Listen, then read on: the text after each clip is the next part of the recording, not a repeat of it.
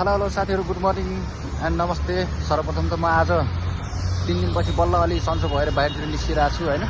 Tonsil भएर औषधि खाँदा पनि ठिक भएको थिएन।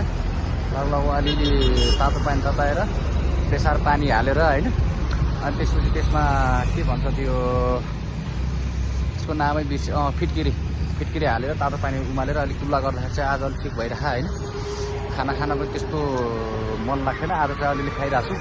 अब बिहानै उठेर अलिअलि एक्सर्साइज होस् भनेर पनि आइरहेको छु हैन। अब यसो आज बिहान बसपार्कतिर आएँ म र यता बसपार्क आइसकेपछि हैन, अब यो लोकल गाडीहरू हुन्छ नि जता पाए त्यतै रोकिरहेको छ हैन। मान्छेहरूको सुरक्षित छैन, मान्छेहरू बाटो काटिरहेको हुन्छ। यताउति जेब्रा क्रसिङ पनि छैन यतातिर। अब त्यस्तो गाडीहरू चाहिँ कहाँ रोक्ने, कहाँबाट मान्छे चढाउने हैन, त्यो जोन पनि छैन। र त्यसको लागि मेरो व्यक्तिगत धारणा के हो भने एउटा